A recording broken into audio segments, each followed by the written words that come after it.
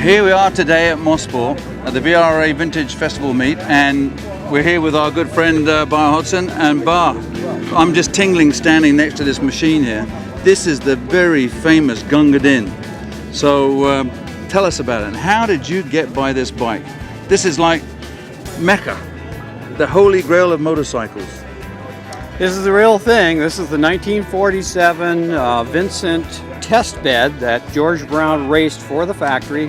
From 1947 to 51, he raced it, and he set so many speed records in England, as I know you know, Alan. Yeah. And to have it back together in one piece is amazing, because the bike, when the company stopped producing motorcycles in 55, ended up in the basement under the rubble. They pulled it out in 1960. They tried to sell it. It was bought by an American who took it all apart, and the parts were just distributed everywhere. And any book you go to says that's the sad demise of Gunga Din. But unbeknownst to them, there was a guy that thought this was criminal and started buying up all the parts. And over 40 years, they bought up all the parts. That's 40, not 40, that's 40. 40 years. 40 years. To find all the parts again. And 2 years ago, those parts got reassembled. It was done down in Boston by Precision Engineering, and they are a car firm actually that builds Pebble Beach cars, and they restored this to a very, very fine standard and took it down to Pebble Beach. So this bike here really is the Vincent test bed for the later models that were to come along, like the Black Shadow, for instance. It was. It became the rolling test bed for the Black Shadow, and really for the Black Lightning too, because the Mark II cams were originally first run in this engine. Oh, is that right, eh? And I have a stack up to my waist of all the documentation on this, photographs, all the early stuff. And in a lot of those photographs, you can see the differences of the parts. Many of the parts inside this engine are engraved experimental.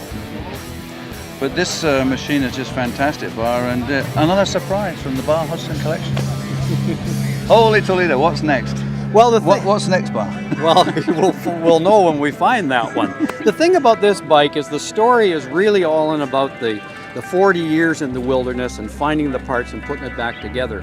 When you go to the various books on it, you don't find much about Gunga Din. There's lots of race bikes we know about, but very few people know about Gunga Din because it's just out now. Yeah. And that's why we're bringing it around to events like this. Okay, Bar, well, you know, something that's always sort of puzzled me is Gunga Din was a very famous character from Roger Kipling, right?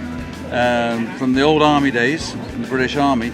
How did this machine get named Gunga Din? Do you know? Do you know how that happened? Yeah, what happened was in 1948 they lent this to the editor of the blue one or the green one over in England, and he was to road test it. And he wanted to find its top speed, which was 125 miles an hour at that time. And he could only find a road that would allow him to get up to 118. He couldn't get to the 125.